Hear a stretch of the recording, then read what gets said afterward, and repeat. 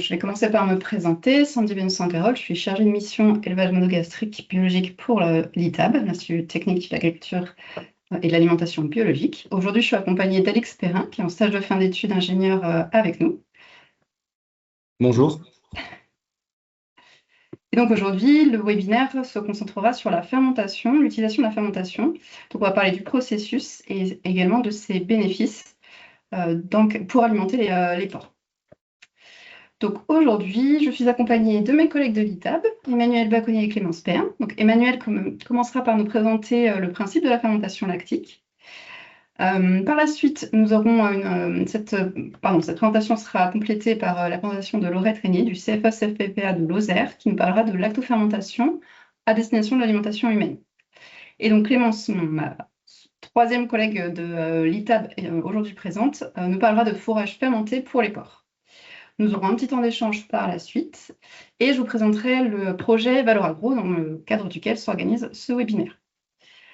Quelques consignes avant que nous commencions. Donc, je vous remercie de couper vos micros pendant les présentations. Vous pourrez les rouvrir au moment des temps d'échange et des questions-réponses, mais pour ne pas perturber nos interlocutrices. Je vous demande de les couper. Et vous pouvez poser vos questions dans l'onglet questions et réponses. Donc, c'est l'onglet Q et R qui est mis à disposition pour le webinaire. Vous pouvez aussi utiliser la conversation, mais c'est mieux que tout soit regroupé dans l'onglet Q et R du webinaire. Je vais laisser la parole à Emmanuel pour commencer la première présentation. Bonjour à tous, donc Emmanuel Baconnier, je suis chargée de mission à l'ITAB sur le pôle qualité transformation et donc aujourd'hui je vais vous faire une petite intro de ce webinaire sur présenter dans les grandes lignes ce qu'est la fermentation lactique. Donc je vais vous partager mon écran. Donc ça partage, c'est pas encore en diapo. Et là normalement c'est bon. Parfait. C'est OK? Oui. Donc du coup, déjà pour démarrer rapidement ce webinaire, donc qu'est-ce que la fermentation d'une façon générale? Donc la fermentation, c'est un processus de transformation de substances, et en l'occurrence, aujourd'hui, on va parler de substances qui sont destinées à l'alimentation, par des enzymes qui sont elles-mêmes produites par des micro-organismes. Et par micro-organismes, on entend des bactéries ou des levures ou des moisissures. La fermentation, ça aboutit à la production d'acide ou d'alcool. Et on va avoir également, dans le cadre du processus de fermentation, libération d'autres composés dont les plus connus sont des gaz comme le dioxyde de carbone ou des arômes. On a deux grands exemples de fermentation qui sont utilisés en alimentation. Alors, ce n'est pas du tout exhaustif, il y en a d'autres, mais en fermentation connue, on a la fermentation alcoolique d'un côté, où on va avoir des levures qui transforment les sucres en alcool et en dioxyde de carbone. C'est ce qu'on retrouve dans des produits comme le pain, la levure de boulanger ou comme le vin. Et puis, on a également la fermentation lactique, qu'on appelle aussi lactofermentation, qui va être le sujet de la présentation d'aujourd'hui, où là, cette fois-ci, on a la transformation des sucres en acide lactique par des bactéries lactiques. En alimentation humaine, on retrouve pas mal de produits issus de fermentation lactique, comme des produits laitiers type yaourt ou fromage, des charcuteries ou des légumes lactofermentés qui feront l'objet de la présentation suivante. L'ensilage, c'est aussi utilisé en alimentation animale, c'est aussi un aliment issu de la fermentation lactique. Ce n'est pas exhaustif, il y a d'autres fermentations, propioniques, malolactiques, qu'on va retrouver dans d'autres produits. Et il faut savoir aussi que la fermentation, ce n'est pas toujours un phénomène qu'on recherche, ça peut être un phénomène de dégradation. Et on a notamment le cas de la fermentation butyrique, qui conduit à des défauts de goût, des défauts d'odeur, les libérations de gaz, et qui sont qui peuvent apparaître en cas de problème dans les ensilages ou dans les produits laitiers, entre autres. Donc, ce n'est pas toujours un phénomène qu'on recherche. Alors, si je peux pas passer mes diapos. Voilà. Alors, quels sont les intérêts des fermentations? Du coup, premier grand intérêt de la fermentation, c'est que ça va permettre de stabiliser et de conserver les aliments. Pourquoi? Parce que lors d'un phénomène de fermentation, on va avoir une diminution du pH, donc des produits qui vont être plus acides. On va avoir une diminution du potentiel redox, donc un milieu qui va être moins oxydant. On va avoir production d'agents qui sont antimicrobiens. Donc, par exemple, on a vu tout à l'heure que ça pouvait produire de l'alcool, ça produit de l'acide, donc tout ça va freiner le développement d'autres micro-organismes, et notamment des flores pathogènes ou des flores d'altération. On a aussi des micro-organismes qui sont capables de produire ce qu'on appelle des bactériocines et qui sont en fait des substances qui vont inhiber le développement d'autres micro-organismes. Et du coup, les flores pathogènes ou les flores d'altération vont être, leur développement va être fortement ralenti, voire inhibé. Quand on arrive dans des conditions de pH qui sont en dessous de 4,5 voire 4, du coup, les flores pathogènes ne se développent plus. Et donc, on aura également réduction du risque d'apparition de composés toxiques qui sont produits par certains micro-organismes d'altération, par exemple les aflatoxines produites par certaines moisissures. Si on n'a pas de développement de moisissures, on n'aura pas ce risque, on va réduire ce risque d'aflatoxine. Autre intérêt des fermentations, c'est d'améliorer l'intérêt nutritionnel de l'aliment. Pourquoi? Parce que du coup, déjà, on va avoir une diminution des facteurs antinutritionnels dans un certain nombre d'aliments, en fait, et notamment dans les végétaux. En fait, les plantes vont produire des substances pour se défendre, entre guillemets, contre les herbivores. Et en fait, ces substances sont des facteurs antinutritionnels qui vont donc, quand l'aliment va être consommé, les facteurs antinutritionnels vont limiter en fait l'absorption de certains nutriments qui peuvent être les minéraux, entre autres, ou les protéines. Et par le phénomène de fermentation, on va réduire en fait cette teneur en facteurs antinutritionnels et donc améliorer la digestibilité et l'absorption des nutriments d'intérêt. On va également renforcer la teneur en éléments nutritifs par le processus de fermentation. On va pouvoir avoir synthèse de vitamines, par exemple. On va avoir libération d'acides aminés essentiels ou d'acides gras à chaîne courte qui ont des valeurs énergétiques qui sont intéressantes. Par voie de conséquence, du coup, on améliore la digestibilité des protéines et des fibres également. Et puis, si on consomme un aliment fermenté, on va apporter à la fois des prébiotiques et des probiotiques. Donc, les probiotiques, ce sont les micro-organismes eux-mêmes en consommant l'aliment, donc qui vont être utiles pour le microbiote.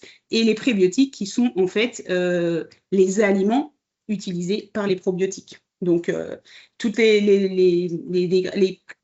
la digestion qui a commencé en fait de l'aliment va permettre en fait d'alimenter aussi les probiotiques. Autre intérêt des fermentations, ça va être la production d'arômes et puis on peut aussi rechercher par la fermentation une modification de la texture ou de l'aspect du produit. Alors, si on s'intéresse plus particulièrement à la fermentation lactique, on a vu que la fermentation lactique, c'était vraiment la transformation des sucres par les bactéries lactiques. Donc, juste un petit mot rapide sur ce que c'est qu'une bactérie lactique. Donc, les bactéries lactiques, ce sont des cellules de petite taille, ce sont plutôt des petites bactéries, puisqu'elles ont un petit diamètre de l'ordre du dixième de micromètre. Elles ont deux formes possibles qui sont, comme vous le voyez sur l'illustration, en fait, soit des coques, là, qui sont la forme ronde, soit des bacilles qui ont une forme plutôt allongée. Sur cette illustration qui est assez simpliste, en fait, on les voit isolées, mais en fait, on peut avoir en fait une association de coques en forme ou de bacilles en forme de chaînette. C'est pas forcément des coques ou des bacilles uniques. C'est des bactéries qui sont immobiles, qui ne sporulent pas, c'est-à-dire qu'elles ne forment pas de spores pour se défendre quand les conditions leur sont défavorables. Donc, ce n'est pas le cas des bactéries lactiques. Ces bactéries, elles tolèrent un petit peu d'oxygène, mais très peu. On dit qu'elles sont aéro-anaérobies facultatives ou micro-aérophiles, c'est-à-dire qu'en fait, une présence trop forte d'oxygène va être néfaste pour les bactéries lactiques, entre autres parce qu'elles ne peuvent pas dégrader en milieu trop oxydant le peroxyde d'hydrogène, autrement dit l'eau oxygénée, qui donc en fait est toxique pour les micro-organismes. Elles ne sont pas capables d'utiliser le nitrate pour respirer. Donc, comme elles ne tolèrent pas beaucoup d'oxygène, elles ne respirent pas ni à partir d'oxygène, ni à partir de nitrate. Donc, c'est des bactéries qui vont être uniquement fermentaires. Les classifications des bactéries lactiques, elles ont évolué plusieurs fois au fur et à mesure des découvertes scientifiques. Au jour d'aujourd'hui, dans la dernière classification, on recense environ 30 genres de bactéries lactiques, mais les principaux sont cités ici. Donc, vous avez Lactobacillus qui est retrouvé dans pas mal de produits. On a Lactococcus, Streptococcus, Thermophilus qui sont assez caractéristiques des produits laitiers. Le Conostoc qu'on retrouve dans pas mal de produits et notamment dans les légumes fermentés, si je ne dis pas de bêtises. Pediococcus qu'on retrouve beaucoup en charcuterie. Eunococcus dans les vins. Veillcella aussi dans les légumes fermentés. Voilà, pour les principaux genres de bactéries lactiques. Et les bactéries lactiques, elles vont avoir deux grands types de métabolisme. Elles vont être soit homofermentaires, soit hétérofermentaires. Donc la différence est présentée ici. Une bactérie lactique homofermentaire, à partir du sucre, elle va produire quasi exclusivement de l'acide lactique. Alors qu'une bactérie lactique hétérofermentaire, en dégradant le sucre, elle va produire de l'acide lactique en quantité un petit peu moins importante du coup, puisqu'elle va produire d'autres composés qui peuvent être notamment le CO2, de l'alcool, etc. Donc ça, en fonction des bactéries, ben, voilà, elles sont soit homofermentaires, soit hétérofermentaires.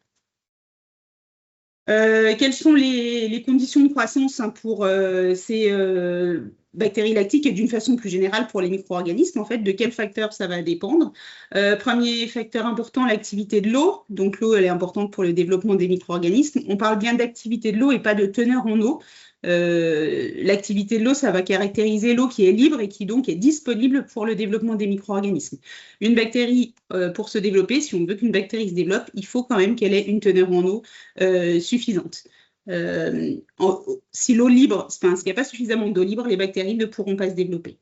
Deuxième facteur important, ça va être la teneur en oxygène. On a vu que les bactéries lactiques, en fait, ne toléraient que très peu d'oxygène. Et donc, si on est dans un milieu en anaérobiose, c'est-à-dire sans oxygène, et ben, du coup, on va plutôt favoriser les bactéries lactiques au détriment de ce qui pourrait être, dans notre cas, des flores d'altération comme les levures ou les moisissures. La température, donc en fonction des bactéries qu'on va utiliser, chacune va avoir sa température optimum de croissance. Donc ça va contrôler aussi notre vitesse d'acidification. Ça peut contrôler également la production d'arômes selon la cinétique d'acidification. Donc on va avoir des bactéries qui se développent au froid, des bactéries qui se mésophiles à température plutôt ambiante et thermophiles plutôt à partir de 40 degrés. Donc les bactéries lactiques, elles se situent plutôt entre les bactéries mésophiles et on en a certaines qui sont thermophiles. Les conditions de pH également vont contrôler la croissance microbienne. Et je vous l'ai dit tout à l'heure, en fait, quand on arrive à des valeurs de pH en dessous de 4,5, 4, ça va nous permettre d'inhiber la croissance des micro-organismes, des bactéries, l'essentiel des bactéries pathogènes. La disponibilité en sucre fermenté cible, si on veut que les bactéries se développent, il faut leur donner à manger. Donc forcément, ça va être une condition de développement. On est particulièrement vigilant à l'hygiène et à la charge microbienne initiale, c'est-à-dire que si on a un produit initial qui est très fortement chargé en autre chose qu'en ferment lactique, ben, ça peut être ces micro-organismes indésirables qui vont prendre le dessus si les conditions leur sont favorables. Donc l'hygiène de départ est important pour contrôler ensuite la fermentation. Et puis, je ne vais pas trop m'appesantir là-dessus, peut-être on en parlera sur le diaporama suivant, et également le taux de sel qui est un facteur qui peut permettre de contrôler la croissance microbienne. Juste rapidement, et pour terminer ma présentation là-dessus, donc j'ai un exemple qui est pris, qui est le cas du lactosérum. C'est un exemple pris en filière laitière, donc d'un produit qui est en fait un coproduit de la fabrication fromagère. La fabrication fromagère, le fromage est un produit obtenu par fermentation lactique, dans lequel on a de la fermentation lactique. Et quand on fabrique un fromage, on obtient notre fromage qui est notre produit principal et on obtient un volume non négligeable de petits laits ou de lactosérum. C'est la même chose. Donc, vous pouvez voir ici sur les photos, on a du caillé, en fait, donc le début du fromage qui va être en égouttage. Et donc, le lactosérum, c'est ce liquide un petit peu jaune verdâtre que vous pouvez observer et qui est parfois qui peut être utilisé en alimentation animale. Donc, ce qu'il faut savoir, c'est qu'en fait, selon la technologie fromagère qu'on va utiliser, on ne va pas obtenir le même type de lactosérum et donc les caractéristiques seront différentes. On a deux grandes voies, alors ça peut paraître réducteur de dire ça, mais on a deux grandes voies extrêmes pour fabriquer un fromage qui sont présentées ici. Et en fait, pour faire toute la diversité des fromages que vous connaissez, on se situe à chaque fois entre ces deux voies. Première façon d'obtenir un fromage, c'est de mettre dans du lait un agent coagulant et des bactéries lactiques. Mais ce dont on va se servir pour faire coaguler notre lait, ce sont l'agent coagulant dans ce cas-là. C'est toutes les technologies qui sont des technologies à pâte pressée. Donc, pour citer des fromages peut-être que vous connaissez, du Comté, du Beaufort, etc., on obtient par cette technologie-là. C'est uniquement l'agent coagulant qui va faire coaguler le lait et l'acidification aura lieu par la suite dans le fromage. Donc, le lactosérum qu'on obtient dans ce cas-là, c'est un lactosérum doux, non acidifié, qui contient par contre des bactéries lactiques puisqu'elles ont été ensemencées dans le lait. Mais elles n'ont pas encore commencé à agir. Donc, si on refroidit le lactosérum doux, on n'aura pas d'acidification. À l'inverse, l'autre extrême, c'est de mettre dans notre lait des bactéries lactiques et on met toujours un petit peu d'agent coagulant, mais dans ce cadre-là, ce n'est pas vraiment lui qui va servir à faire la coagulation et on va laisser coaguler le lait par acidification. Donc, c'est le fait de descendre à un pH de 4,6 qui va faire coaguler notre lait et ensuite seulement, on va y goûter. Et donc, dans ces cas-là, forcément, le lactosérum qu'on va obtenir va être un lactosérum acide. Donc, quand on parle de lactosérum, c'est un terme un petit peu général, mais on peut bien avoir ces deux types de lactosérum. Et du coup, ça va influer sur la composition que je vous ai récapitulé ici pour terminer. Donc, forcément, un lactosérum doux, il va se trouver relativement proche du pH du lait qui est entre 6,6 et 6,8. On a très peu démarré l'acidification, donc le pH va être encore relativement élevé, contrairement au lactosérum acide où on est descendu du coup à un pH inférieur à 5.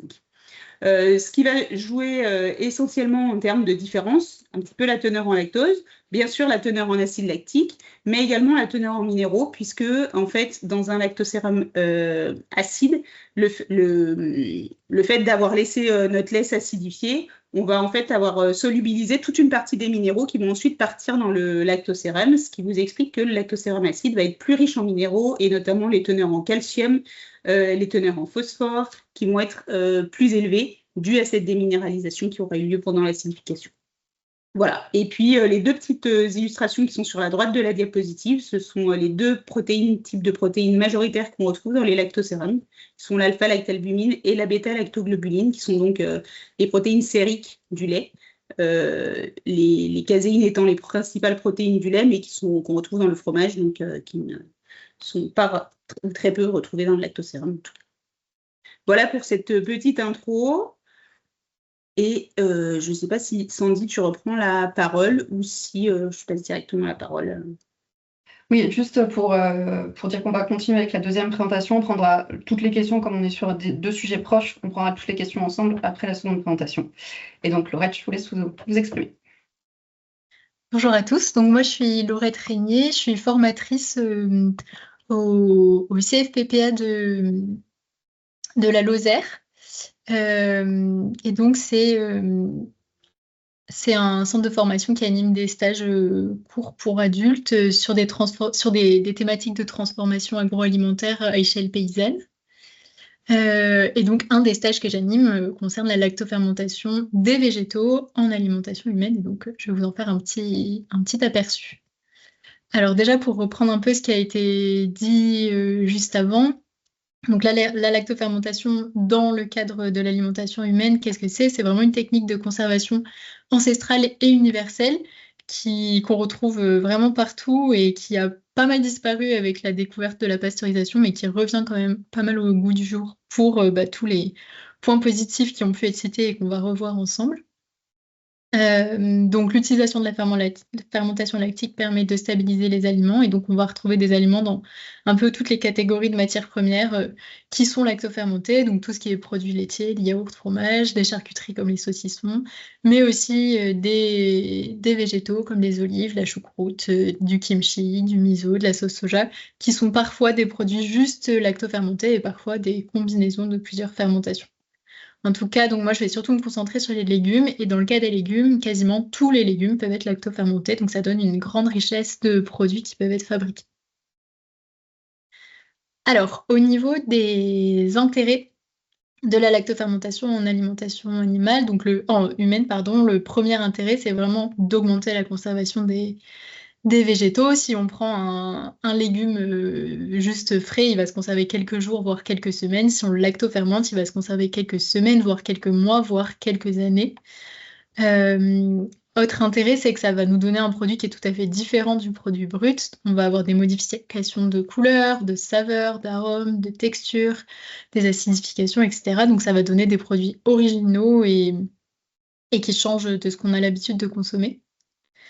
Il y a de nombreux intérêts nutritionnels, je vais revenir dessus par la suite. Et il y a aussi un gros intérêt parce que ça répond aux demandes de consommation actuelles où on va chercher à vous demander de moins en moins de matériel ou d'énergie pour produire, où on va chercher à avoir des produits qui soient assez bruts, donc sans additifs, sans cuisson, etc. Et ça permet évidemment de réduire le gaspillage si on peut garder les matières premières plus longtemps. Alors, pour revenir un peu sur l'intérêt du coup nutritionnel de ces légumes lactofermentés, il y a beaucoup d'intérêts qui sont prêtés aux végétaux lactofermentés. Il y en a beaucoup qui sont juste des on-dit, mais qui ne sont pas forcément vérifiés par la science. Donc, je vais essayer de vous montrer quelques exemples. Dans les faits qui sont avérés, il y a déjà le fait que manger des légumes lactofermentés, c'est apporter une nouvelle manière de manger des légumes. Donc, c'est manger plus de légumes au quotidien. Et donc, ça, c'est intéressant parce que les légumes, ils sont pauvres en calories. Ils sont riches en fibres, sachant qu'on a globalement des alimentations qui sont carencés en fibres, ils sont aussi riches en minéraux et en vitamines. Ensuite, il y avait l'intérêt qui vous a aussi déjà été présenté avant de prédigestion de certains composés par les bactéries lactiques, donc souvent des molécules longues comme des fibres ou l'amidon, et donc qui vont nous aider à mieux digérer les matières premières. Il y a ensuite l'intérêt probiotique des bactéries, donc s'il y a des bactéries vivantes dans les produits, potentiellement, elles peuvent se retrouver dans notre flore intestinale pour l'enrichir. Ça, c'est pas forcément très, très prouvé. Et il y aurait aussi l'intérêt que les bactéries lactiques, elles produiraient des molécules d'intérêt pour nous, comme par exemple des vitamines, par exemple vitamine B, vitamine C, vitamine K, des minéraux, des oligo-éléments, etc. Il y a beaucoup de ces choses qui ne sont pas forcément vérifiées, parce qu'il n'y a pas forcément beaucoup d'études sur les lactofermentations, notamment végétales. Mais du coup, pour vous présenter les résultats d'une étude qui a été faite en France en 2021, il me semble, c'était le projet Flegme, donc ils se sont intéressés à des échantillons de produits lactofermentés, enfin de légumes lactofermentés qu'ils ont récoltés un peu partout en France, donc des échantillons de professionnels, mais aussi de particuliers. Et donc ils se sont intéressés d'une part à quelle était leur composition nutritionnelle, et d'autre part à quelle était leur composition en bactéries lactiques. Et donc sur la partie vitamines, par exemple, ils ont essayé de savoir si les végétaux lactofermentés étaient plus riches que des végétaux crus en certaines vitamines. Donc ils se sont intéressés à la vitamine B12. Pourquoi celle-ci? Parce que c'est une vitamine qui est seulement dans des denrées d'origine animale, donc pour des personnes qui mangeraient très peu de denrées d'origine animale, voire pas du tout comme des véganes, et ça serait une manière de se complémenter en vitamine B12 sans utiliser de compléments alimentaires. Bon, là, l'étude a montré que c'est pas vrai, il n'y a pas de vitamine B12 produite par la fermentation lactique, donc c'était une croyance qui ne s'est pas vérifiée. Ensuite, ils ont testé la vitamine B9 et la vitamine C. Alors, l'intérêt de la vitamine C, de tester celle-ci en particulier, c'est que la vitamine C, c'est vraiment une vitamine qui est hyper fragile. Elle est détruite par la chaleur, mais dès des températures assez faibles, dès 40 degrés. Elle est détruite par la lumière, elle est détruite par l'oxygène, etc. Donc, globalement, dans notre alimentation, on n'en a que dans les végétaux crus. Donc, si on pouvait en avoir dans des végétaux transformés, ça serait intéressant aussi. Alors là, les résultats sur la vitamine B9 et la vitamine C, ils sont un peu plus nuancés. Donc en fait, sur les graphiques, vous avez donc ici la vitamine B9, ici la vitamine C.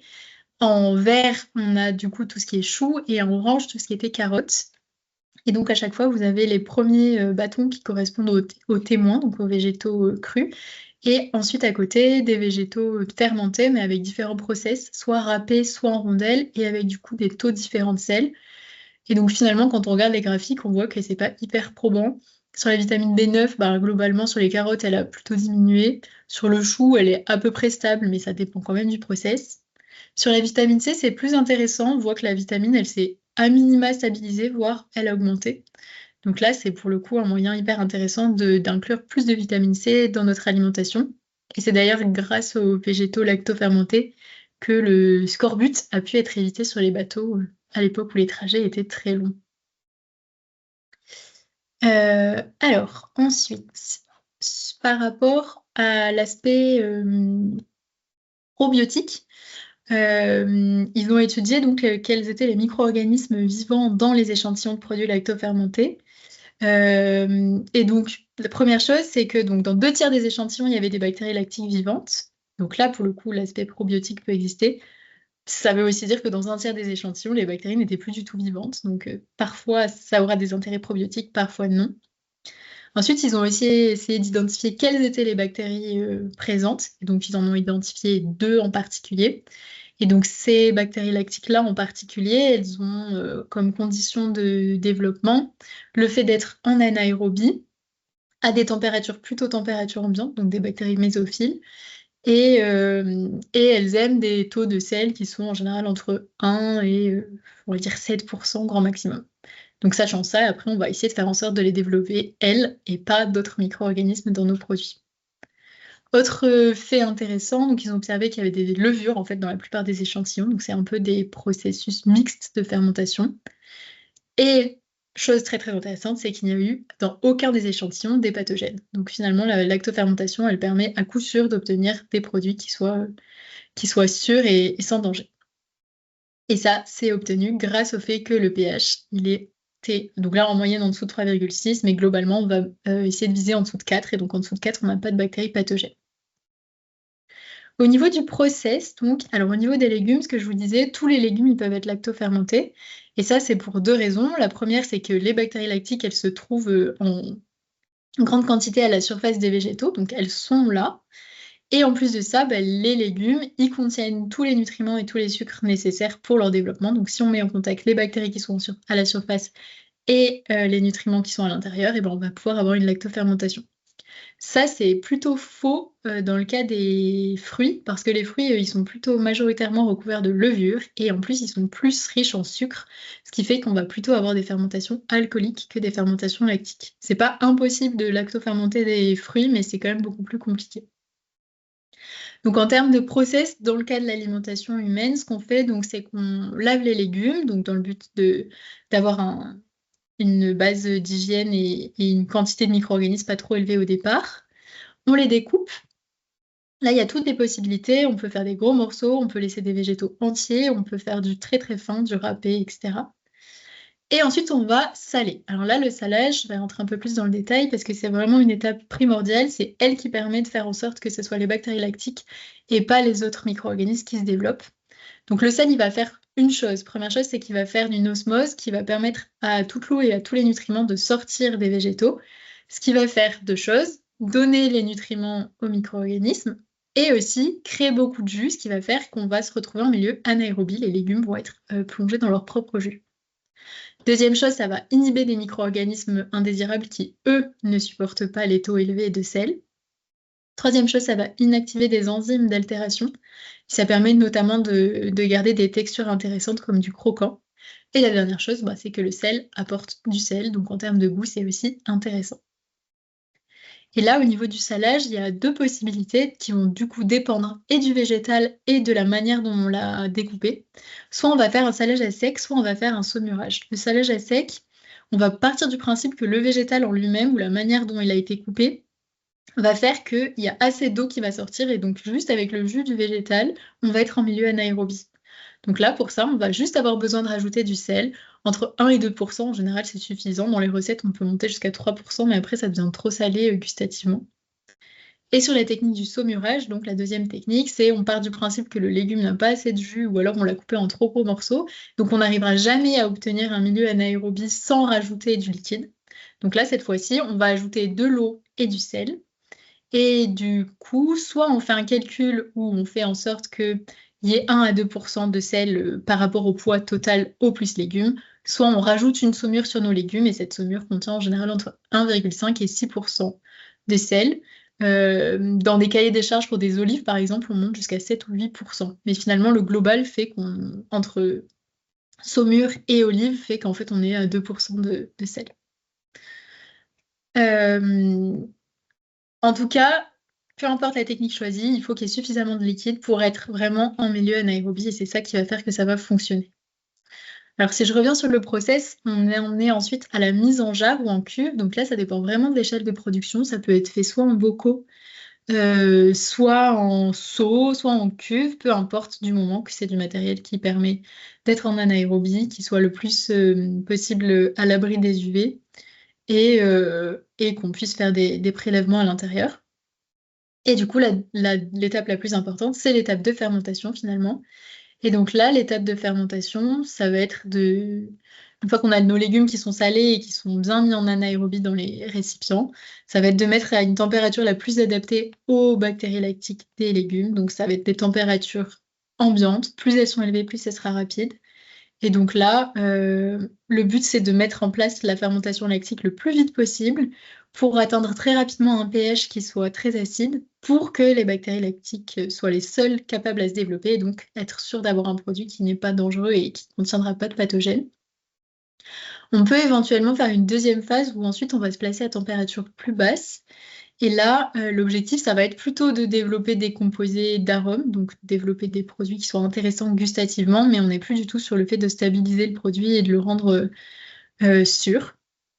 Et enfin, la dernière phase, c'est une fois qu'on a un produit qui nous plaît en termes de goût et en termes de pH, eh ben, on va stopper la fermentation. Et pour ça, il y a qu'une seule, il y a deux manières. Soit on pasteurise, mais dans ce cas, on perd tous les intérêts gustatifs et nutritionnels. Soit on va mettre au frais, et donc en dessous de 10 degrés, les bactéries lactiques arrêtent de se développer. Après, une fois qu'on est au frigo, par contre, les produits peuvent se conserver vraiment pendant des années. Éventuellement, ils vont s'acidifier un peu dans le temps, mais ils ne seront pas dangereux dans aucun cas. Voilà. Donc, je donne la parole à Sandy. Merci beaucoup. C'était très intéressant de présentation. Est-ce qu'on a des premières questions?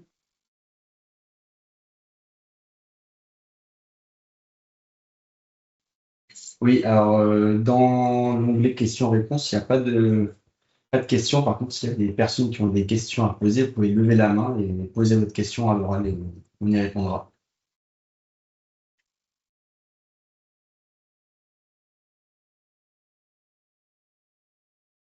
Sinon, j'aurais une première question pour Laurette. Quel type de formation est-ce que vous proposez au CFPPA?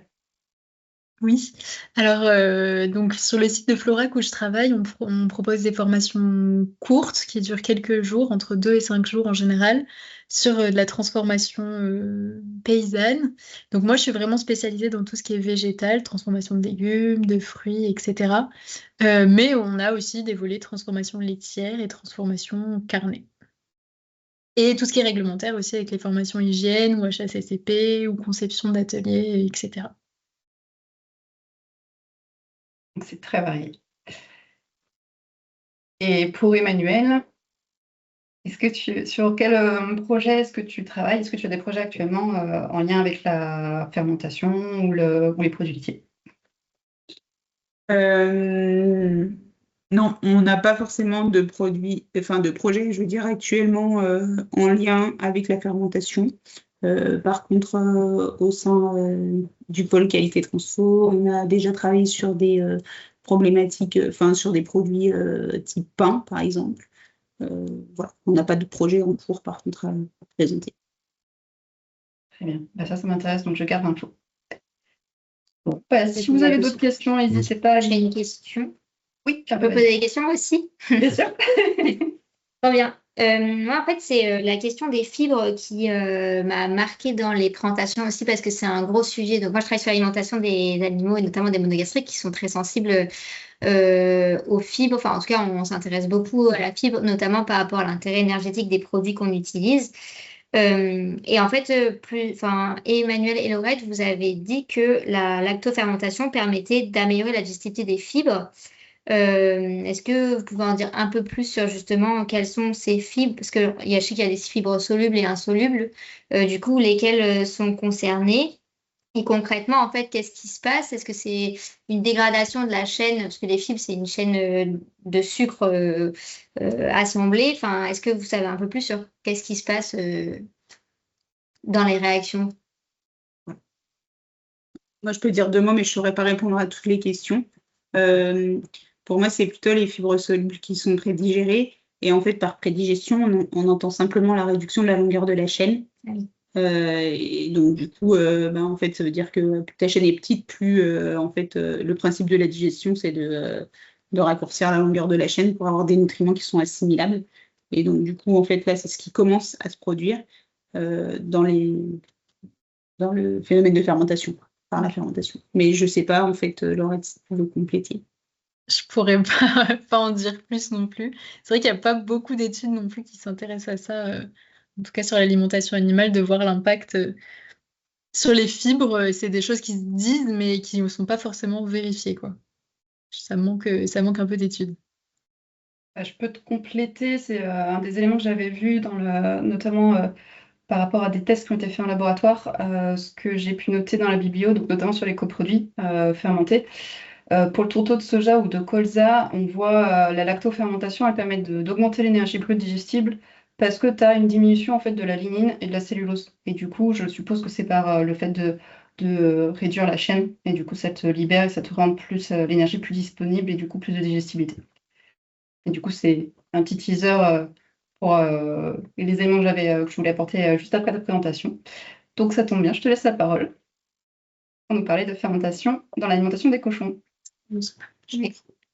Merci Sandy et pour les précisions ici. Merci pour la réponse à la question.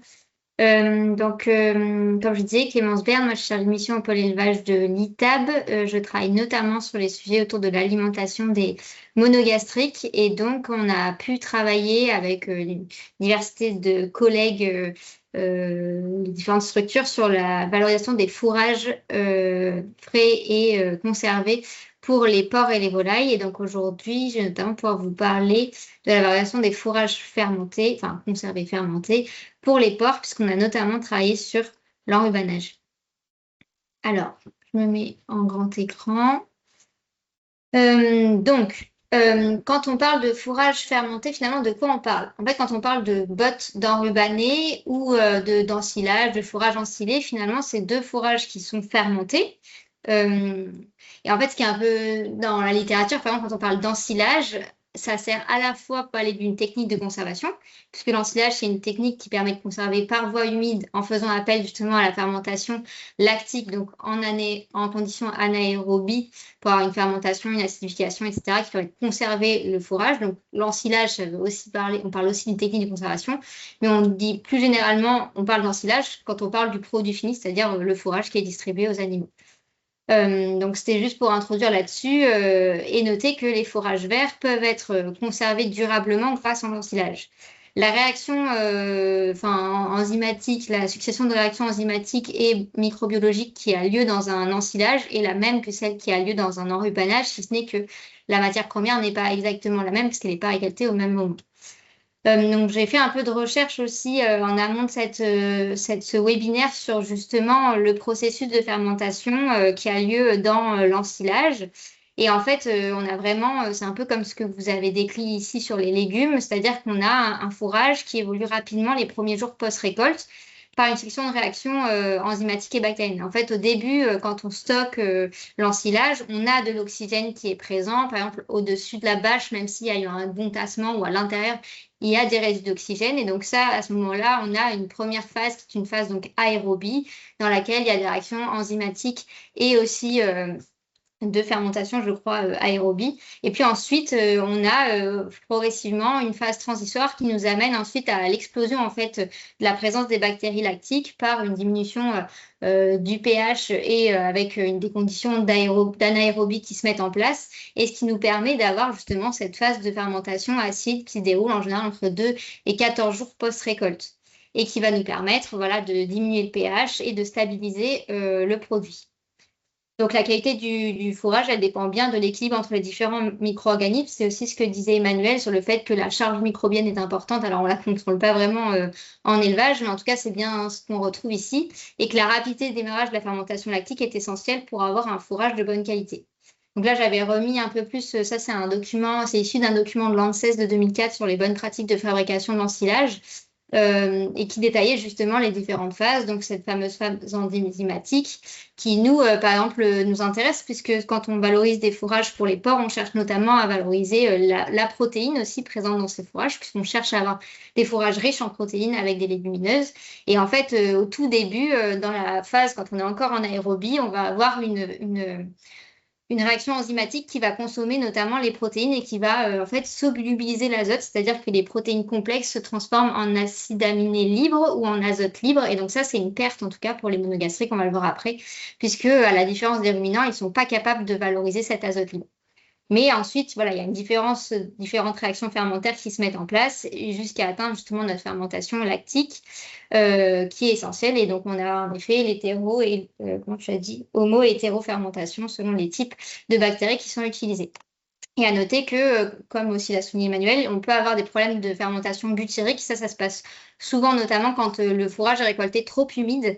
Et voilà, avec des conditions, on n'a pas une fermentation assez importante, donc une réduction de pH assez rapide. On peut avoir des problèmes de butyrique qui ensuite posent des problèmes de qualité du lait, notamment quand l'ensilage est utilisé pour, par exemple, en élevage de ruminants.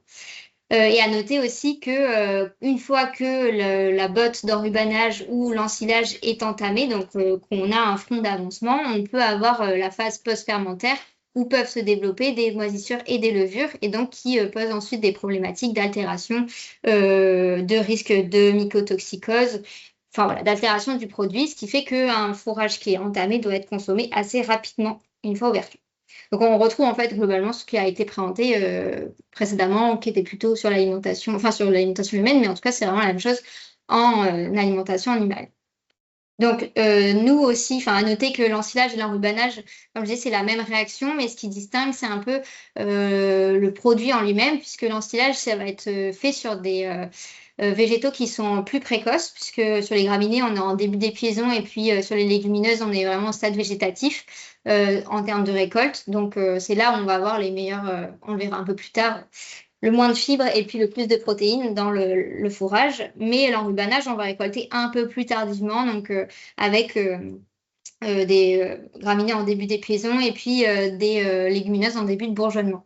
Et en fait, ce qui fait qu'on a des produits qui sont plus ou moins secs, enfin plus ou moins humides, puisque l'ensilage, on vise entre 28 et 35% de matière sèche, quand sur l'enrubanage, on est entre 35 et 50% de matière sèche. Et le foin, donc là, on va pas du tout chercher la même chose, on va chercher quelque chose de beaucoup plus fibreux et qui se conserve par voie sèche, donc ce n'est pas c'est pas les mêmes conditions de récolte. Donc, les résultats que je vais pouvoir vous présenter, ils sont tous issus du projet Valorage, qui était un projet qui a été piloté par Initiative Bio-Bretagne et la Chambre d'agriculture des Pays de la Loire, et dans lequel on s'est intéressé à la valorisation de fourrage de parcours riches en protéines par les monogastriques. Et notamment, on a pu étudier la valeur nutritionnelle des fourrages, et donc les enjeux fermentaires, en fait, ont un impact sur la valeur nutritionnelle des fourrages. Et puis, on a pu mener des essais en ferme pilote, donc en volaille et puis en porc. Mais du coup, aujourd'hui, je vais vous parler uniquement des résultats qu'on a pu travailler en porc avec la Chambre Pays de la Loire et la Chambre Bretagne. Donc, pour commencer sur l'intérêt nutritionnel des fourrages conservés, en fait, dans les fourrages, on a une très grande diversité de matières.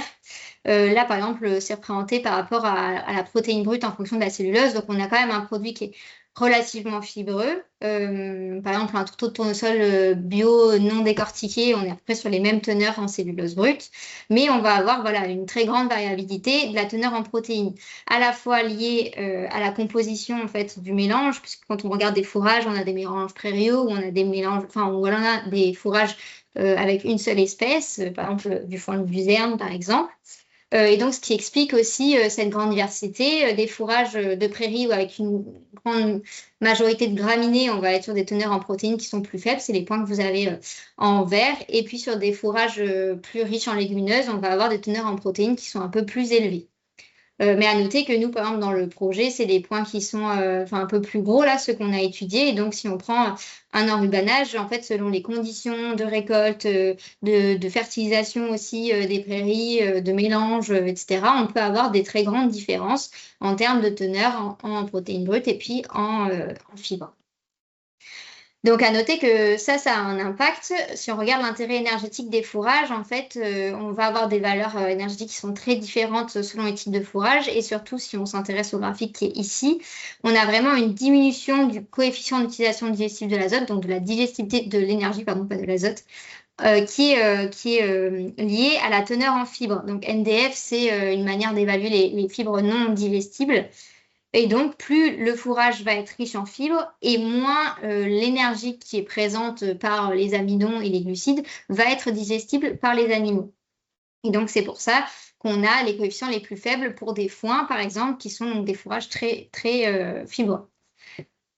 Donc, c'est pour ça qu'on retrouve, quand on regarde l'énergie digestive, donc en kilocalories par kilogramme de matière sèche, on va avoir les ensilages, qui sont les fourrages les plus riches en énergie, puisqu'ils sont aussi les moins riches en fibres.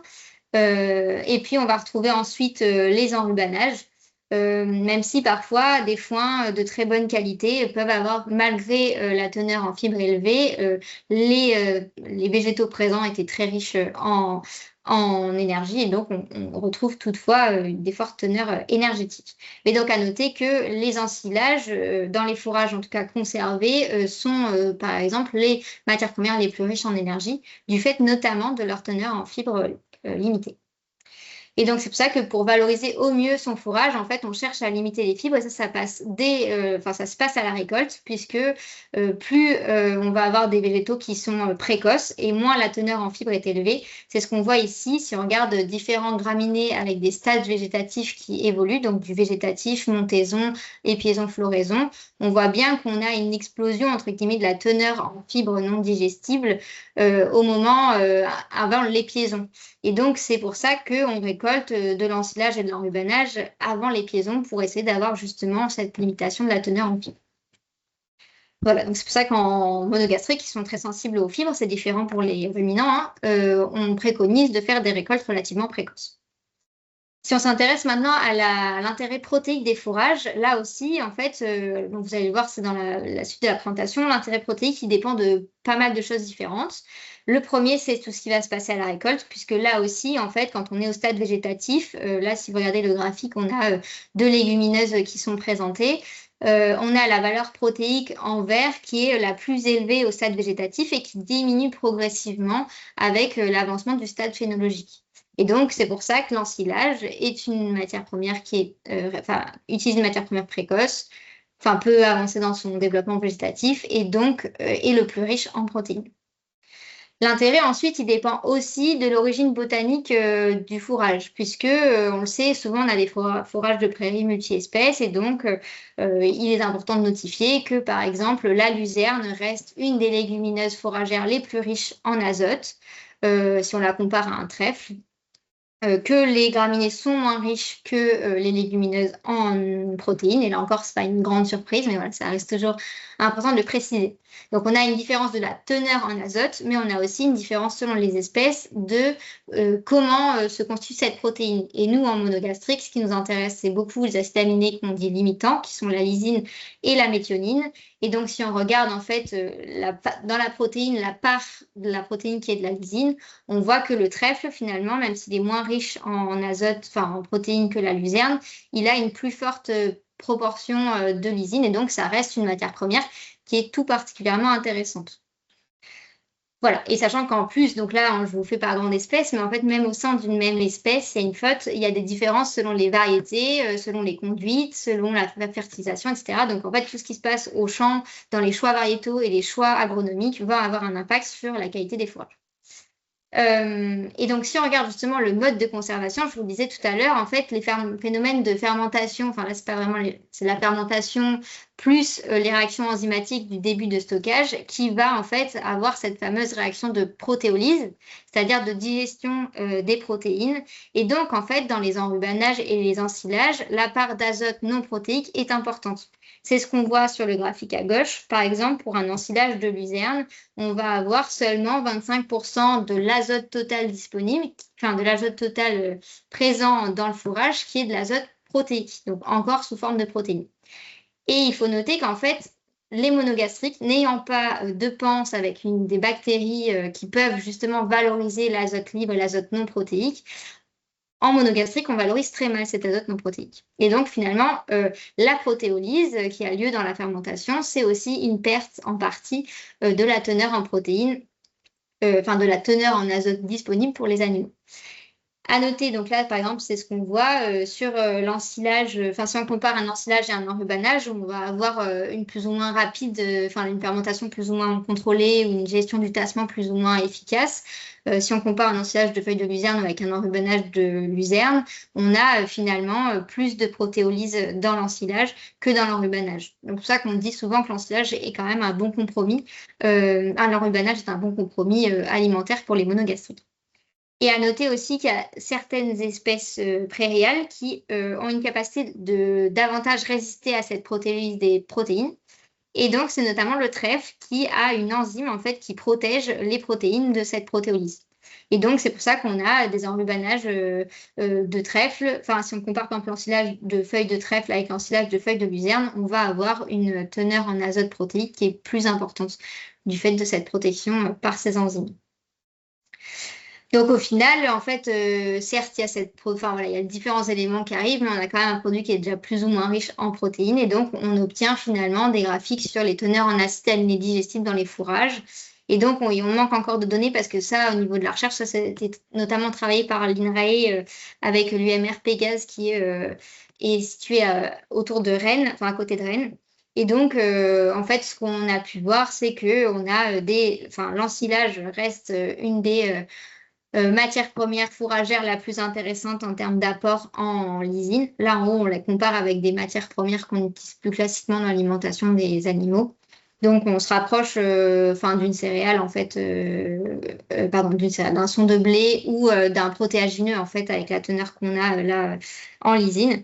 Même s'il nous manque encore des données, ce qu'on retient, c'est quand même on a des enrubanages et des ensilages qui sont les fourrages, en tout cas quand on les compare, les plus intéressants au niveau nutritionnel avec des apports notamment en acides aminés digestibles d'intérêt.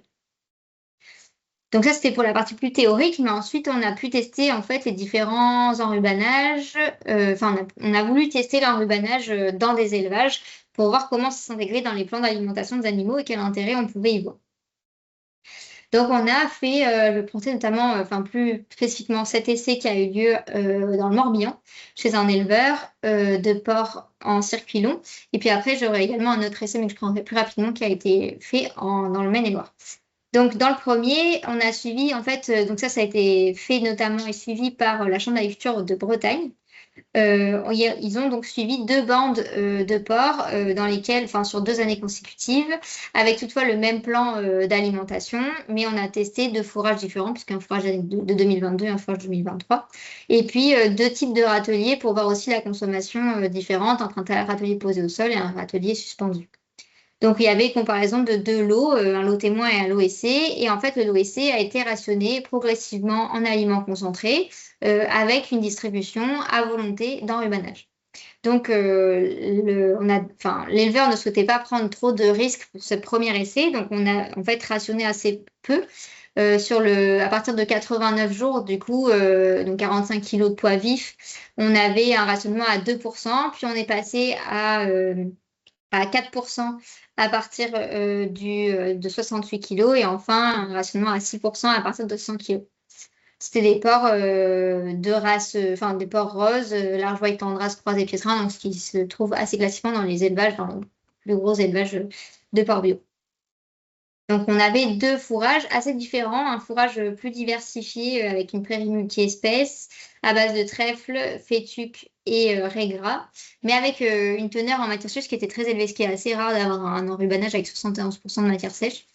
Quand sur la 2e année, on était sur un fourrage qui, en tout cas en termes d'apport en matière sèche, qui était plus cohérent par rapport aux données qu'on a classiquement sur les enrubanages. Et donc, globalement, c'était des fourrages plus riches, à majorité graminées et avec un petit peu de légumineuses. Donc, qu'est-ce qu'on a vu? En fait, l'apport de fourrage a eu un impact négatif sur la croissance des animaux après 5 semaines, donc sur des animaux relativement jeunes, puisqu'on l'a dit, ils étaient rationnés à hauteur seulement de 2% entre 45 et 68 kg de poids vif. Oui, c'est ça. Et donc, du coup, c'est là où on a vu une légère diminution entre le lot témoin et une légère diminution du poids du lot fourrage par rapport au lot témoin. Mais en fait, les porcs ont une capacité de croissance compensatrice assez importante, ce qui fait que ce soit après 11 semaines de distribution de fourrage ou au départ à l'abattoir, on n'avait plus de différence significative entre les 2 lots. Donc, qu'est-ce qu'on en conclut? Que les porcs plus vieux valorisent mieux les fourrages et que c'est bien cette augmentation progressive du rationnement en aliments qui semble le plus adéquate pour limiter les impacts sur la croissance des animaux. Quand on s'intéresse ensuite aux données de performance, notamment sur la consommation d'aliments, on avait donc une réduction forcément de la distribution d'aliments concentrés, 13 kg d'aliments concentrés distribués en moins pour le lot fourrage. Donc, c'est pour ça qu'on a une réduction de l'indice de consommation si on s'intéresse uniquement à l'aliment concentré, ce qui est quand même ce qui nous intéresse. Mais forcément, si on prend en compte les fourrages dans le calcul d'indice de consommation, il est dégradé autour de 0,40. Voilà. Après, c'est pas la même matière première et le prix des fourrages étant différent du prix d'alimentation, on était relativement satisfait de ces résultats. Et j'ai pas précisé aussi, mais en fait, le rationnement, j'ai pas les graphiques ici. Le rationnement le rationnement a toujours un impact positif sur la teneur en muscles pièces, donc c'est-à-dire sur la qualité de la carcasse, le dépôt de gras en gros de la carcasse. Et donc, quand on rationne, on limite ce dépôt de gras et en filière longue, limiter le gras des carcasses est valorisé par les opérateurs. Et donc, finalement, on avait une amélioration du TMP pour ces animaux-là, donc un effet positif au niveau économique, notamment pour l'élevage. Donc voilà, alors là c'était un essai entre 2 et 6% qu'on avait réalisé et en fait avec un autre et donc avec des résultats relativement bons, qui fait que l'éleveur d'ailleurs a continué de mettre en place cette pratique et continue d'utiliser de l'enrubanage avec un rationnement progressif de l'aliment concentré. Et on a fait également un autre essai dans une autre ferme assez différente, donc qui est la ferme de Karl Schurz, qui est un éleveur, qui est un éleveur dans le 49 et qui lui élève des porcs aussi en circuit long, mais des porcs d'une génétique plus rustique puisqu'il croise une génétique anglaise, là, les Saddleback, qui est vraiment rustique, avec du large white landrace et puis en Vera terminal, il met du Duroc ou du Pétrin, donc ce qui en gros, a un impact, il a des porcs qui sont un peu plus rustiques que les porcs précédemment suivis dans l'autre essai. Et donc, c'est un éleveur qui veut vraiment valoriser une viande de qualité et favoriser le bien-être et qui s'intéresse beaucoup à l'enjeu du pâturage et de la variation des fourrages pour les animaux. Donc, on a mis en place chez lui un essai. Les porcs étaient donc en case paillée courette. Ils avaient un enrubannage de mélange céréales protéagineux qui était distribué quotidiennement avec une adaptation du plan d'alimentation des porcs. Et là, on a rationné beaucoup plus fort puisqu'on a rationné à 20% l'aliment concentré. Donc, il y avait 2,25 kg d'aliments qui étaient distribués. À noter que cet éleveur, du fait de sa souche et de ses conditions d'élevage, n'est pas aussi performant et technique que le précédent éleveur, puisque 2,25 kg d'aliments concentrés, c'est satisfaisant, mais voilà, comparé à l'autre éleveur, c'est pas la même chose.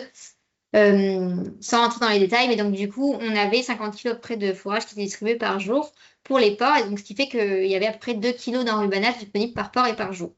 Et alors, qu'est-ce qu'on a vu? On a vu déjà qu'il n'y avait pas de refus, qu'ils étaient capables finalement de consommer ces 2 kg de fourrage par jour.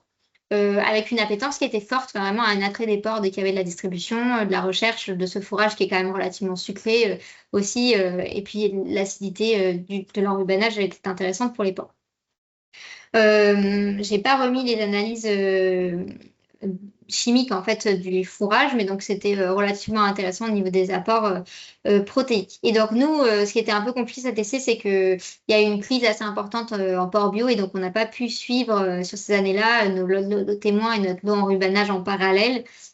Et donc les données sont pas hyper faciles à analyser parce qu'on compare un lot témoin d'une année précédente avec un lot en rubanage d'une année suivante. Et donc du coup, c'est pour ça on évite de trop rentrer en détail de ces résultats. Surtout qu'en plus on avait des retards de départ à l'abattoir, etc. Donc ça n'a pas été un essai qui était relativement facile. Mais voilà, ce qu'on en a retenu, c'est que c'était intéressant pour les animaux, qu'il fallait toutefois être vigilant sur la prise de poids, puisqu'on a quand même eu un impact un peu sur la croissance. Et on a, je crois, l'âge de départ à l'abattoir qui est un petit peu retardé, là quand même de 5 jours entre les deux lots, même si encore une fois les conditions ne sont pas exactement les mêmes. Et puis on a eu une dégradation, là en l'occurrence, du TMP, donc du fameux taux muscle-pièce. Voilà, donc c'était un essai qui était difficile de conclure. L'éleveur, il était quand même satisfait de ce qu'il a vu, notamment parce que lui, il avait des gros enjeux à faire des économies sur l'aliment concentré, ce qui du coup a été permis puisque 20% de rationnement, ça permet de faire des économies. Mais voilà, un impact quand même à surveiller sur la qualité des carcasses et sur la croissance des animaux. Mais l'éleveur aussi, lui, continue cette pratique-là et en fait complémente, vu que ses porcs pâturent en grande majorité, quand les conditions ne sont pas favorables au pâturage, il les complémente avec de l'enrubanage. Voilà, donc je crois que j'ai parlé trop, mais je voulais juste finir par la petite prise de recul. Donc sur le fait que les fourrages fermentés, c'est une matière d'intérêt en élevage de porc. Ça a un impact sur la satiété des truies. Donc ça, c'est quelque chose qu'on recherche notamment sur les truies gestantes qui n'ont pas des forts besoins. Les porcs en finition sont aussi au-dessus de 65 kg plus aptes à valoriser les fourrages.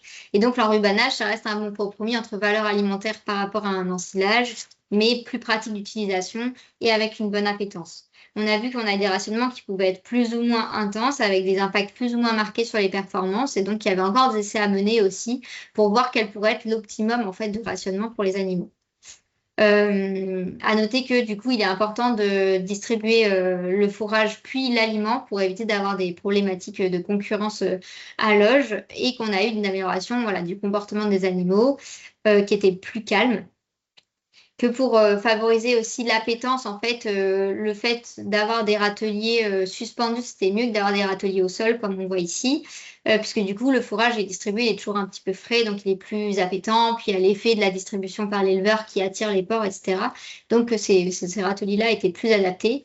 Et un autre point de vigilance, c'est que les porcs, mine de rien, ils mangent quand même pas énormément de fourrage, donc selon la taille des cases et des lots, il peut être parfois difficile de consommer une botte entière d'enrubanage, et sachant qu'on a un délai maximum, on estimait grand max à 10 jours de consommation, pour éviter ensuite d'avoir une altération de la qualité sanitaire du produit avec ce qu'on voyait sur la développement de moisissure ou de levure.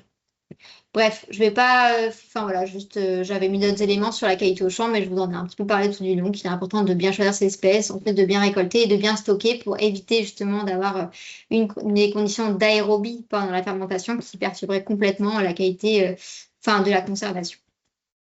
Voilà, je vais m'arrêter là. Merci beaucoup.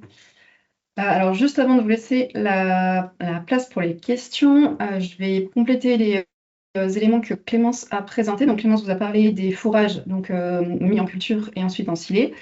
Pour ma part, je suis allée chercher aussi quelques données sur les coproduits qui peuvent être utilisés dans l'alimentation des porcs également et qui auraient pu être fermentés. Parce que le projet Valoro va s'intéresser à la fermentation des coproduits. Donc, au laboratoire, il y a plusieurs études qui ont été faites sur l'utilisation, sur la fermentation, notamment des tourteaux de soja, de colza, mais aussi de drèches de distillerie séchées, donc des drèches de distillerie issues du maïs, l'utilisation du maïs, et qui ont démontré donc, les éléments que vous ont partagé mes collègues, donc que ce soit une culture simple avec uniquement des lactobacilles ou bien des co-cultures, c'est-à-dire des lactobacilles, mais aussi des levures ou d'autres bacilles, ou des cultures séquentielles, c'est-à-dire on va avoir un premier micro-organisme qui est utilisé, puis les lactobacilles. Et l'intérêt en fait d'une co-culture ou d'une culture séquentielle, c'est de maximiser en fait les actions des micro-organismes et d'aller au-delà de l'action simple des lactobacilles. Cela va permettre de libérer l'énergie brute, de libérer des protéines brutes, donc c'est-à-dire comme on l'a vu plus tôt, en digérant certaines molécules de grande taille et en les raccourcissant, voire même en libérant, par exemple pour les protéines, libérant certains acides aminés qui sont très intéressants du coup dans la valeur ensuite nutritionnelle de l'aliment qui a été fermenté. On augmente aussi, grâce à les chercheurs soupçonnent aussi également qu'avec la libération de ces acides aminés, on a le pouvoir antioxydant de ces produits fermentés qui va s'améliorer, qui va augmenter. Et avec les co-cultures ou les cultures séquentielles, on peut aller même jusqu'à supprimer certains facteurs antinutritionnels. Donc, notamment, avec la fermentation du maïs, on va être, la co-culture va permettre de supprimer le raffinose et le stachyose. Donc, ce sont des glucides qui entraînent des fermentations et des problèmes de digestion derrière. Et on peut aussi réduire, notamment avec le tourteau de soja, les protéines, l'aspect allergisant des protéines. Toutefois, ces tests-là ont été réalisés au laboratoire et je n'ai pas trouvé à ma connaissance d'essais de tests qui allaient jusqu'à l'essai en ferme in vivo. Donc, pour ces produits-là, on a une amélioration de la digestivité des aliments, des apports nutritionnels, mais qui n'a pas été vérifiée en conditions in vivo. Et puis, il faut savoir également que ces essais-là qui ont pu être répertoriés dans deux revues dont je vous ai mis les références, ce sont des essais qui ont été réalisés dans des pays qui sont différents, qui sont plutôt la Chine, plutôt l'Inde, donc où les réglementations sont différentes. Donc, il y a certains produits qui peuvent être utilisés notamment pour extraire le soja de la pulpe, pour les tourteaux par exemple, qui ne sont pas forcément autorisés en UE, voire pas autorisés du tout en AB. Donc, il se pose encore plein de questions. Les résultats scientifiques restent valides, mais il se pose des questions sur le faire dans les conditions européennes et dans les conditions bio, parce que les coproduits qui ont été utilisés n'étaient pas non plus des coproduits bio. Par contre, il y a quand même un essai que j'ai trouvé intéressant de vous partager. On n'est pas sur du coproduit, mais on est sur l'utilisation d'un produit fermenté. Donc, c'est un essai qui a été réalisé en France sur des porcs, sur l'atelier conventionnel de la ferme des Trinotières, donc une ferme une ferme expérimentale qui est dans les Pays de la Loire. Et l'objectif de cet essai, c'était de prévenir les pathologies digestives en post-sevrage chez les porcelets via l'apport de germes probiotiques par l'utilisation de kéfir. Donc le kéfir, c'est un mélange d'une co-culture de micro-organismes qui est mélangé à de l'eau sucrée et qui est mis en fermentation pendant 1 semaine. Ils ont attendu donc jusqu'à ce que le pH descende à 3,5, en dessous de 3,5, pour pouvoir le distribuer aux animaux. Donc il y a eu 3 essais qui ont été réalisés. Un premier où le kéfir a été distribué versus un témoin chez les animaux qui ont donné de la colistine de manière routinière. Donc c'est une distribution manuelle.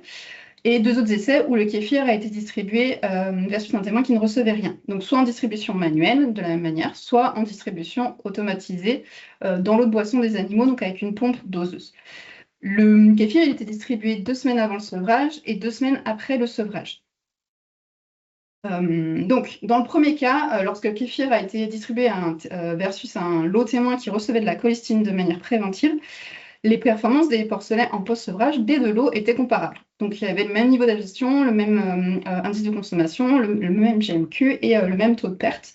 Donc, ce qui révélait quand même un bon contexte sanitaire, parce que les porcelets qui ne recevaient pas de colistine, mais le kéfir avait aussi peu de taux de perte et des bonnes performances.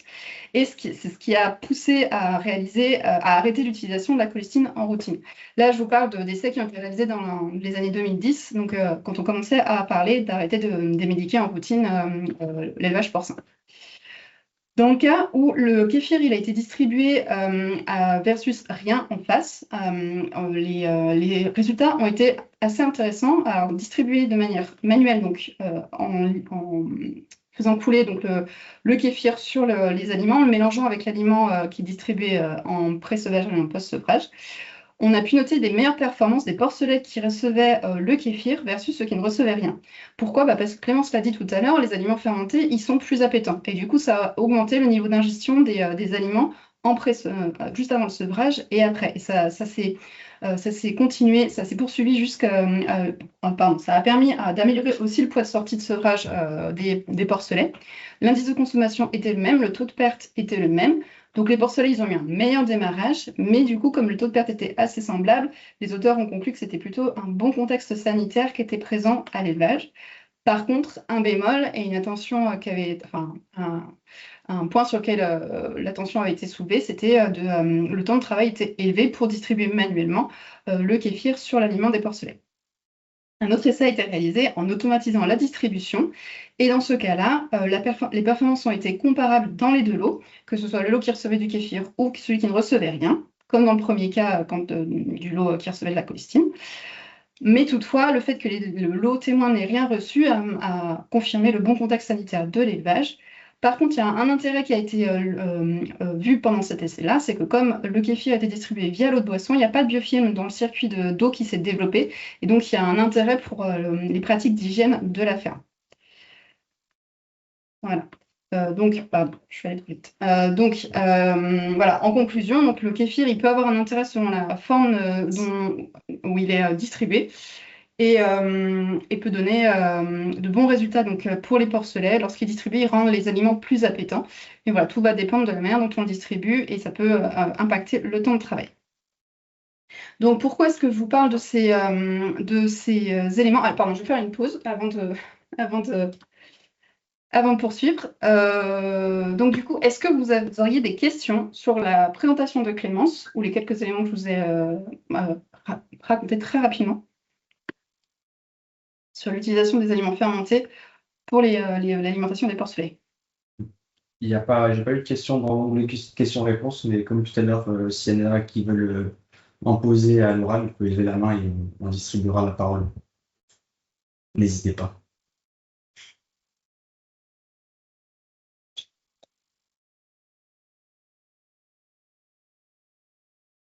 C'est tout c'était clair ou tout allait trop vite? Oui, Oui, on a il y a une une question. question. Oui, bonjour. Moi, je travaille à la Chambre d'agriculture de l'Hérault. Euh, sur tout ce qui est ensilage, enrubanage, j'imagine que c'était des exploitations qui avaient du foncier aussi, du coup, pour le produire, ou est-ce que il y a l'aspect économique qui a été regardé, ouais, est-ce que, enfin, je veux dire, c'est bon techniquement, mais est-ce que ça leur coûte trop cher de le faire, quoi? Alors en effet, c'est vrai que j'ai passé en plus la slide qui était quel intérêt économique par manque de temps. Je la repartage. En fait, c'est très variable, notamment parce que déjà sur la matière première, on peut avoir des fourrages qui sont soit achetés, soit autoproduits, donc avec un prix de la matière première qui est déjà assez différent. Pareil, entre un ensilage vs un enrubanage, l'ensilage, en fait, ça a des coûts de production qui sont plus importants qu'un enrubanage. Et puis, il y a plein d'effets sur le coût du matériel acheté, à la fois enfin, sur les amortissements par rapport au matériel qui est utilisé au champ, ou parfois on peut avoir de la distribution manuelle ou automatisée dans les cases de port. Et donc tout ça, ça va avoir un impact les résultats économiques. Et puis en fait, selon le niveau de rationnement qui est utilisé, on va avoir un impact sur les performances, c'est ce qu'on a vu nous chez l'éleveur dans le 49, et donc qui peut pénaliser l'élevage. Ça dépend aussi du contexte, puisqu'il y a en 2022, on avait un prix de l'aliment concentré qui a explosé, donc en fait, on a eu des bons résultats économiques. Enfin, c'était, j'ai plus, je peux vous le retrouver juste après. Là, je l'ai pas mis dans le PowerPoint, mais on a eu sur l'élevage de Carl, donc dans le 49, on a eu des bons résultats. Je crois qu'on était à 20,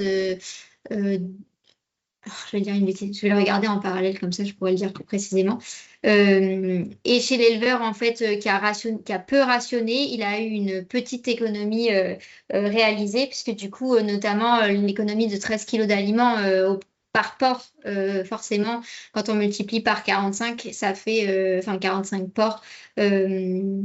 Non, je suis en train de dire n'importe quoi. 13 kilos d'aliments consommés en moins pour le lot. Donc là, c'était pas énorme, justement. Et du coup, c'était pas forcément très intéressant économiquement. C'est pour ça que l'éleveur, il voulait aller plus loin et donc aller plus que 6% de rationnement. Et c'est pour ça qu'on parlait d'aller jusqu'à 8-10%, notamment sur les phases de finition. Sur l'éleveur du 49, on avait des économies qui étaient beaucoup plus importantes parce qu'à 20%, c'était assez marqué. Et puis, il avait autoproduit ses bottes, donc ça lui avait pas coûté grand-chose. Ce qui est sûr, c'est que dans le compte-rendu de l'essai qui a été réalisé dans le 56, la Chambre d'agriculture de la Bretagne a fait en fait une sorte de grille.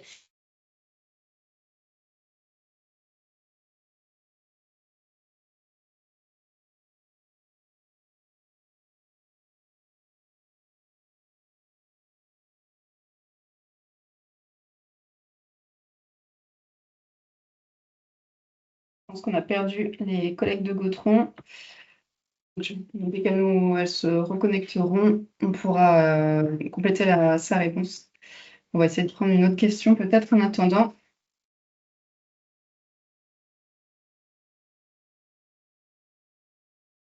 Bah, du coup, j'ai perdu Alex aussi, puisqu'il est à Gautron aussi. Moi, ma connexion, elle fonctionne. Alors c'est l'ordi des filles qui est... Ah, Clémence, on Ah, t'a c'est perdu. Bah oui, d'un coup, il y avait écrit patienter. J'étais en train de Tu parlais dire de la que du coup, grille. Ouais, dans le compte rendu de l'essai que je pourrais vous repartager, enfin qu'on pourra mettre dans les liens quand on aura la rediffusion du webinaire, on a différents comptes rendus avec du coup les chiffres de l'intérêt économique. Et donc la Chambre de Bretagne avait fait une grille qui, selon le prix de l'aliment concentré et le prix du fourrage, permettait d'estimer en fait la rentabilité économique. Et donc en effet, elle est dégradée selon les choix qui sont faits et le contexte économique du prix des aliments concentrés. Voilà. En tout cas, nous, chez Carl, c'était positif et c'est pour ça qu'il a continué de le mener. Et je n'ai pas les chiffres là, et du coup, je pourrais les repartager. Dans tous les cas, c'est sur les comptes rendus qui sont disponibles en ligne liés aux essais. Merci beaucoup.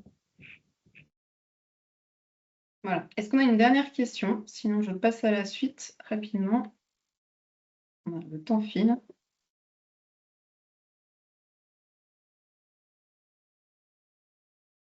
Eh bien, je vais passer à la suite. Donc, je vais sauter l'animation pour que On ne perd pas trop de temps, on a déjà bien avancé.